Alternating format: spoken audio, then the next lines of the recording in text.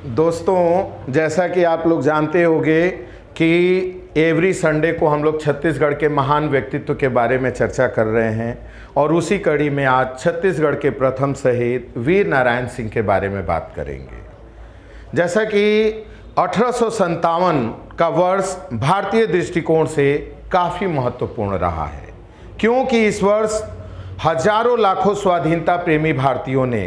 क्रांति की मशाल अपने हाथों में थामकर ब्रिटिश दासता से मुक्ति पाने के लिए पहला प्रयास किया था और छत्तीसगढ़ भी इससे अछूता नहीं रहा। उस समय छत्तीसगढ़ में रायपुर में एक सोना खान नाम की जमींदारी थी, जो अब बलौदाबाजार जिले में पड़ती है, जो बिजवार जनजाति के थे।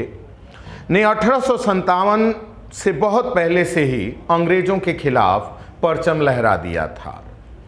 जब अंग्रेज छत्तीसगढ़ पर अपना कब्जा मजबूत करने में लगे हुए थे, उस समय सोना खान जमींदारी के राम राय और उनके पिता अंग्रेजों के खिलाफ मोर्चा खोल रखा था। सोना खान जमींदारी महानदी घाटी में स्थित एक महत्वपूर्ण जमींदारी थी, जो सन 1818 में ब्रिटिश नियंत्रण में आ गई थी और उस समय नागपुर में स्थित ब्रिटिश रेजिडेंट सर जेनकिंस ने the report on the Nagpur territories में ये लिखा है कि राम राय और उनके पिता अंग्रेजों से किसी तरह का समझौता करना नहीं चाहते थे और लगातार ब्रिटिश क्षेत्र में हमला करते रहते थे। लेकिन अंग्रेजों ने राम राय से समझौता कर लिया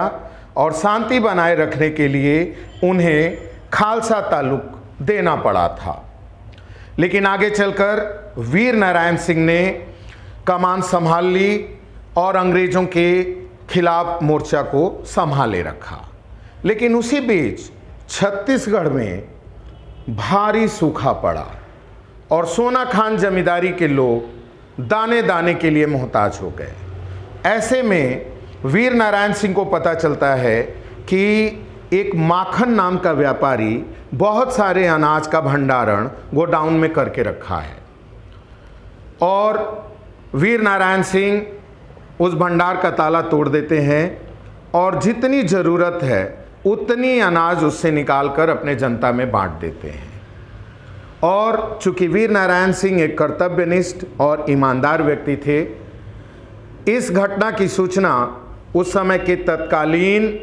रायपुर के डिप्टी कमिश्नर चार्ल्स इलियट को देते हैं। लेकिन चार्ल्स इलियट, या यूं कहें कि अंग्रेज़, वीर नारायण सिंह की भावनाओं का इज्जत नहीं करते हैं और उस माखन नामक व्यापारी की रिपोर्ट पर चार्ल्स इलियट वीर नारायण सिंह की गिरफ्तारी का वारंट निकाल देता है और इस तरह 24 अक्टूबर 1856 को वीर नारायण सिंह संबलपुर से गिरफ्तार कर लिए जाते हैं और उन्हें रायपुर सेंट्रल जेल में लाया जाता है। लेकिन वहाँ वो अपने कुछ साथियों की मदद से 27 अगस्त 1857 की रात जेल की दीवार में सुरंग बनाकर और उसे तोड़कर बाहर निकल आते हैं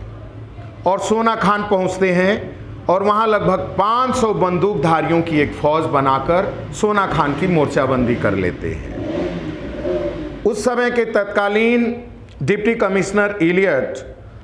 लेफ्टिनेंट स्मिथ को ये आदेश देते हैं कि आप जाओ और सोना खान के इस जमींदार को जल्द से जल्द गिरफ्तार करके लाओ। स्मिथ 1 दिसंबर 1857 को सोना खान पर आक्रमण कर देता है, लेकिन वह सफल नहीं हो पाता है और उसकी हार निश्चित थी।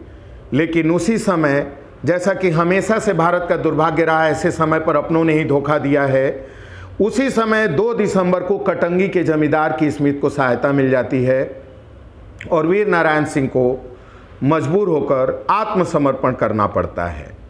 और स्मिथ सेना की निगरानी में उन्हें लेकर रायपुर पहुंचता है और डिप्टी कमिश्नर के सुपुर्द कर देता है। रायपुर में वीर नारायण सिंह पर कुख्यात अधिनियम 14 के तहत देशद्रोह का मुकदमा चलाया जाता है और उसके बाद 9 दिसंबर 1857 को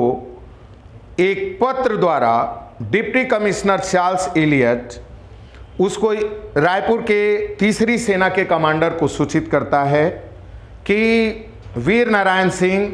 जो सोना खान के जमींदार कहलाते हैं, को 1857 के अधिनियम 14 की धारा 7 के तहत रायपुर के कमिश्नर के नाते मेरी अदालत ने दोषी पाया, क्योंकि यह एक राजनैतिक अपराध है। अतः इस अधिनियम के तहत प्रदत्त अधिकारों का प्रयोग करते हुए मैंने उन्हें फांसी की सजा दी है। और अंग्रेज वीर नारायण सिंह के बहाने छत्तीसगढ़ के लोगों में एक प्रकार का डर पैदा करना चाहते थे, और यही कारण था कि वीर नारायण सिंह को 10 दिसंबर 1857 को रायपुर के जय स्तंभ चौक पे फांसी की सजा दी, ताकि छत्तीसगढ़ की बाकी जनता देखे और उनमें भय पैदा हो। लेकिन जो भी हो, हम ये निश्चित रूप में कह सकते हैं कि वीर नारायण सिंह ने जिस वीरता का परिचय दिया तथा सैनिकों के विद्रोह के लिए जिस प्रकार उनकी मृत्यु ने प्रेरित किया, वह घटना स्वयं में और छत्तीसगढ़ के लिए हमेशा अविस्मरणीय रहेगी। जय हिंद।